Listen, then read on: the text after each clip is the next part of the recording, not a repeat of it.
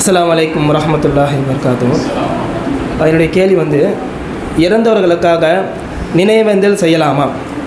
ஒருவர் மார்க்க விஷயத்திலும் சரி அல்ல சமூகத்தில் ஒரு பெரிய நபராக இருக்கிறாரு, இப்போ அவர் இறந்துட்டார், அவருக்காக இந்தந்த காரியங்கள் அதாவது இந்த சமூகத்திற்காக அதிகமாக பாடுபட்டார், அதிகமாக போர்க்காலத்தில் அந்த போராட்டங்களை சந்தித்தார், அவருக்காக ஒரு நினைவேந்தலை போல் செய்யலாமா? இது இஸ்லாத்தில் அப்படி இருக்கிறதா? அப்படி இல்லை என்றால் அவர்களுக்கு என்ன அறிவுரை? சகோதரர் என்ன சொல்கிறாங்கன்னா, இறந்தவர்களுக்காக நினைவேந்தல் செய்யலாமா? ஒரு கூட்டத்தை போன்று கூட்டி அவர் இப்படிலாம் என்ன செஞ்சார், சமுதாயத்துக்காண்டி பாடுபட்டார், அவருடைய புகழ் மாலைகளை புகழஞ்சலியை அவன் புகழை நம்ம எடுத்து சொல்லலாமா அப்படின்னு சொல்லி கேட்குறாங்க. பொதுவாக நபிகள் நாயகம் ஸல்லல்லாஹு அலைஹி வஸல்லம் அவர்கள் மரணத்தை அறிவிப்பு செய்வதை தடுத்திருக்கிறாங்க. மரண அறிவிப்பு என்று சொன்னால் நஅயு என்று என்ன செய்வார்கள், சொல்வார்கள். நஅயு என்று சொன்னால் நஹா ரசூலுல்லாஹி ஸல்லல்லாஹு அலைஹி வஸல்லம் நஅய, நபிகள் நாயகம் ஸல்லல்லாஹு அலைஹி வஸல்லம் அவர்கள் மரண அறிவிப்பு செய்வதை தடுத்தார்கள். அப்படின்னா ஒரு ஆள் இறந்து போன செய்தி இறந்து போயிட்டாரு அப்படின்னு சொல்வது தப்பு கிடையாது. நஜ்ஜாஷி மன்னர் இறந்து போகும்போது முஸ்லிம்கள் வாழாத போதில் என்ன செஞ்ச, நஜ்ஜாஷி மன்னர் இறந்து போனார்.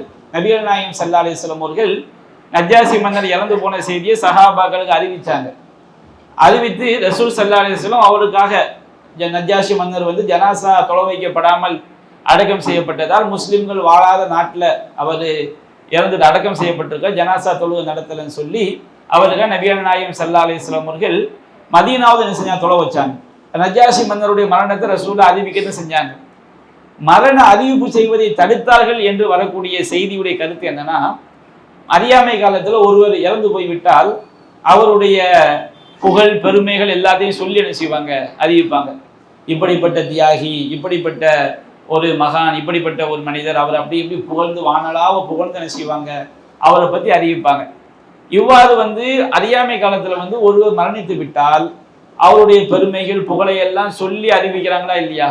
இதை நபிகள் நாயகம் ஸல்லல்லாஹு அலைஹி வஸல்லம் இவ்வாறு அறிவிப்பு செய்வதை தடுத்தார்கள் என்பது அதனுடைய கருத்து.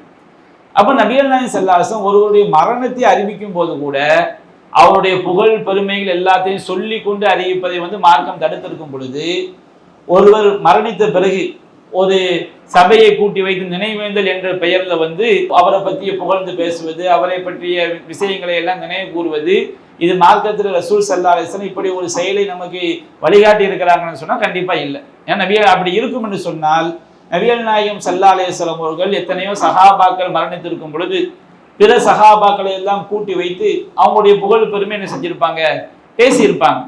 மார்க்கத்தில் அப்படி இல்லை. அப்ப நபிகள் நாயகம் தெளிவாக சொல்லிவிட்டார்கள், நாம் ஒன்றை இன்றைக்கு நாம இறந்தவருக்கு எத்தனையோ காரியங்கள் செய்யறாங்க, 2ஆம் ஃபாத்தியா, 3ஆம் ஃபாத்தியா, 40ஆம் ஃபாத்தியா, இது எல்லாத்தையும் நம்ம ஏன் கூடாதுன்னு சொல்றோம்? 2ஆம் ஃபாத்தியாங்கிற பெயர்ல குரானை தானே ஓதுறாங்க, 40ஆம் ஃபாத்தியாங்கிற பெயர்ல குரான் வசனங்கள் தானே ஓதுறாங்க, ஏன் கூடாதுன்னு சொல்றோம்?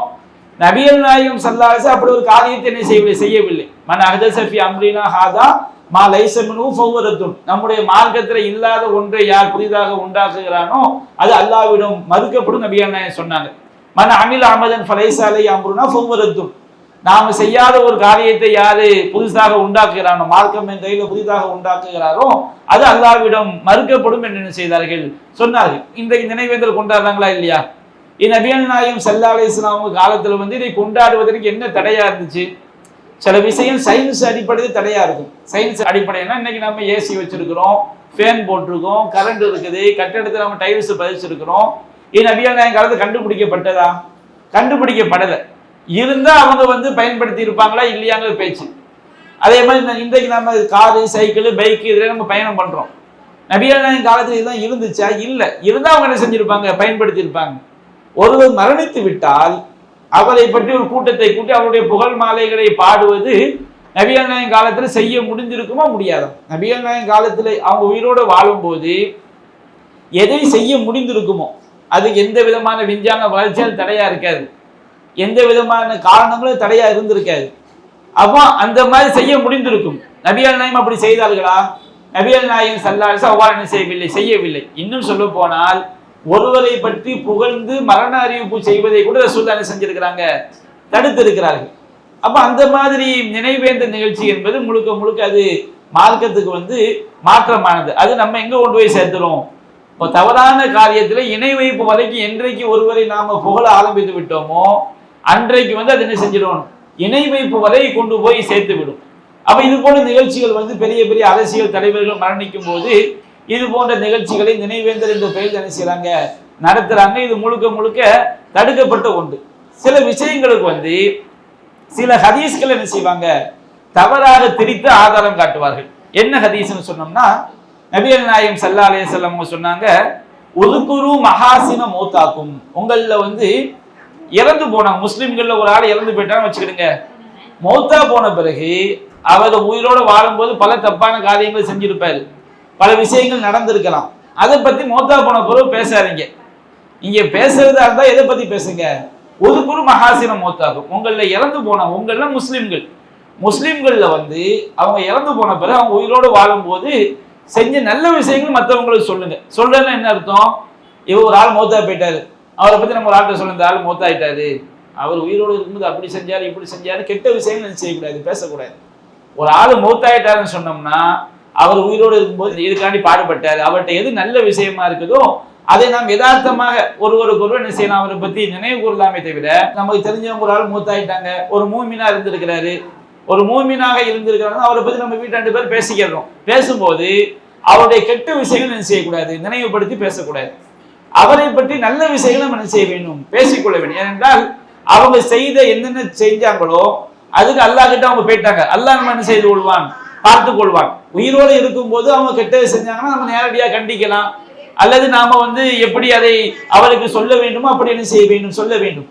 மௌத்தா போன பிறகு அவங்க தங்களுடைய எதை முற்படுத்தினார்களோ அதன் பக்கம் சென்று விட்ட பிறகு நாம அவங்க தொடர்பாக நல்ல விஷயங்களை தான் என்ன செய்ய வேண்டும், பேச வேண்டும். அவங்கள பத்தி விமர்சிக்க வேண்டிய அவசியம் கிடையாது. என்னுடைய அர்த்தம் என்ன, ஒரு கூட்டத்தை கூட்டி அதை பேசுறதுக்கு அர்த்தம் கிடையாது. நபிகள் நாயகம் அந்த அர்த்தத்துல சொல்லவில்லை.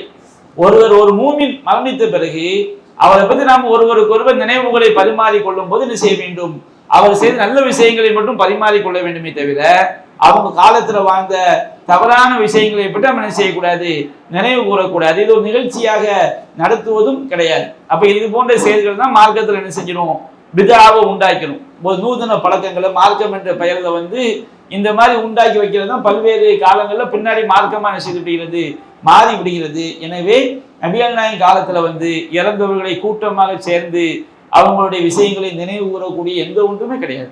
இப்ப கந்தூரி கொண்டாடுறாங்கல்ல, கந்தூரி கொண்டாடுறது அவங்க என்ன சொல்றாங்க, நினைவேந்தல் தான் சொல்றாங்க. ஏன்பா நீங்க கந்தூரி கொண்டாடுறீங்க, அவர் நல்ல மகான் இறந்து போயிட்டாரு, இறந்து போனவர் அவருடைய விஷயங்கள் நாங்க என்ன செய்யறோம், கபூர் சியாரத்துல போய் அவரை பத்தி நாங்க என்ன செய்யறோம், நினைவு கூறுறோங்கிறாங்க. சரி, அவர் கபூர் சியாரத்துக்கு தானப்பா போறீங்க, அதுக்கு ஏன்பா நீங்க தெருக்கல்ல யானை குதிரை எதையாவது தெருக்கல்ல கொண்டு வர, இதை ஏன்பா கொண்டு வர்றீங்க?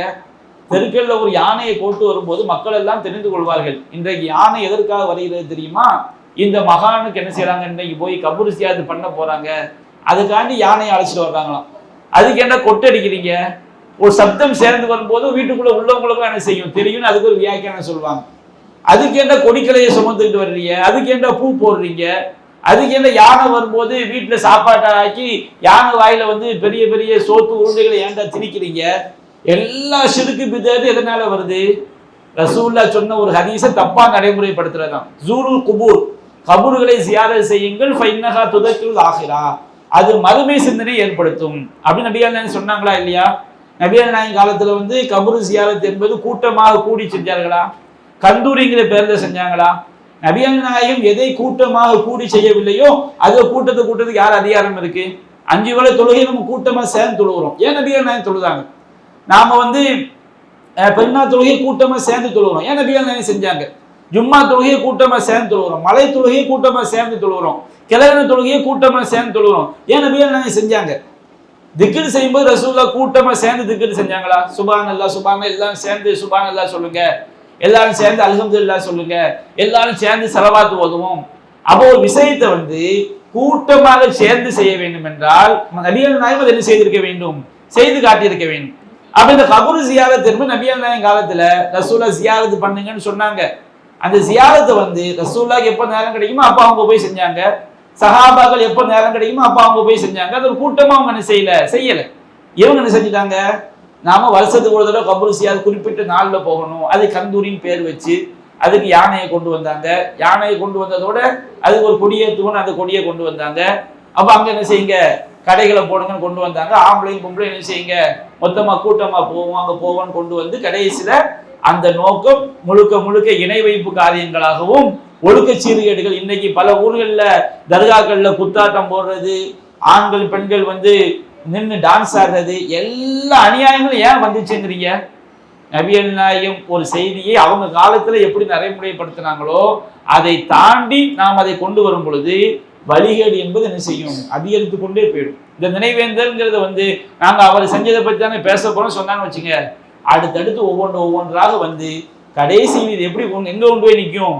தர்கா வழிபாடுகள்ல எப்படி கபூர் ஜியாரத்துங்கிற பேர்ல கபூரை கட்ட ஆரம்பிச்சு, கபூருக்கு மேல கட்டடம் கட்ட ஆரம்பிச்சு, கபூருக்கு மேல பச்சை போர்வையை போர்த்தி ஒட்டுமொத்த ஷிர்கான காரியங்களும் தர்கா வழிபாடுங்கிற பேர்ல உள்ள நுழைந்ததோ அது போன்றுதான் இந்த நினைவேந்தல் நிகழ்ச்சிங்கிற செய்தி என்ன செய்யும், கொண்டு போய் நிற்கும். அதனால ஈமான்தாரிகள் இது போன்ற மூடத்தனமான மடத்தனமான மார்க்கத்துல புதிதாக உண்டாக்கப்படக்கூடிய செயல்களை நாம் என்ன செய்யக்கூடாது, அது சரியான கூடாது, அது நம்ம கண்டிக்கணும். அரசியல்வாதிகள் ஓட்டுக்காண்டி செய்வாங்க, நாம் என்ன செய்யக்கூடாது, அதை உள்ளத்தால் வெறுப்பதோடு அதை எதிர்த்து தவறு என்பதை அழகிய முறையில் சுட்டி காட்ட வேண்டும். இல்லை என்று சொன்னால் நாம் அமைதி காத்தோம் சொன்னோம்னா நாளை வருங்காலத்துல இதுவே மிகப்பெரிய இணை வைப்புக்கு என்ன செஞ்சிடும், காரணமாக ஆகிவிடும் என்பதை நாம் மறந்துவிடக்கூடாது. அந்த அடிப்படையில் தான் கந்தூரி விழா என்பதெல்லாம் இந்த நினைவேந்த நிகழ்ச்சி தான். பல ஊர்களில் உருஸ் இருப்பாங்க சமாதிகளுக்கு. உருஸ்னா புது மாப்பிள்ளை கல்யாணம்னு அர்த்தம். எப்படி முஸ்லிம் அல்லாதவர்கள் சாமிகளுக்கு திருக்கல்யாணம் நடத்துவாங்களோ அது மாதிரி இவங்க என்ன செஞ்சாங்க, இறந்தவர் சமாதிக்குள்ள என்ன செய்யறாரு, புது மாப்பிள்ளை மாதிரி இருக்கிறாரு. அவர் இறந்து போன நாள் நம்ம என்ன செய்வோம், நினைவு கூறுவோம் சொல்லித்தான் நினைவேந்தல் நிகழ்ச்சின்னு சொல்லித்தான் இந்த கந்தூரி உருசு எல்லா ஷிர்கியத்தான காரியங்களும் என்ன செஞ்சது, உண்டாச்சு. அப்ப இது அதான் இஸ்லாம் என்ன செய்யுது, இறந்து போயிட்டா அவர் மௌத்தா போயிட்டான்னு மட்டும் சொல்லுங்க, அவர் புகழ் மாலைகளை கூட என்ன செய்யக்கூடாது, சொல்லி மௌத் அறிவிப்பு செய்தியை சொல்லக்கூடாது, இஸ்லாம் தடுத்து இருக்குது. அதனால இந்த நினைவேந்தல் என்ற பெயர் நடக்கக்கூடிய இந்த செயல்களை நம்ம ஒரு மூமின் என்ன செய்ய முடியாது, ஆதரிக்க கூடாது, ஆதரிக்க முடியாது, மார்க்கத்திற்கு எதிரானது என்பதை நாம் மிகவும் நன்றாக வழங்கிக் கொள்ள வேண்டும். இஸ்லாம் மற்றும் சமுதாய செய்திகளை அறிந்து கொள்ள தமிழ்நாடு தௌஹீத் ஜமாஅத் யூடியூப் பக்கத்தை உடனடியாக சப்ஸ்கிரைப் செய்து கொள்ளுங்கள். மேலும் பெல் பட்டனையும் கிளிக் செய்து கொள்ளுங்கள்.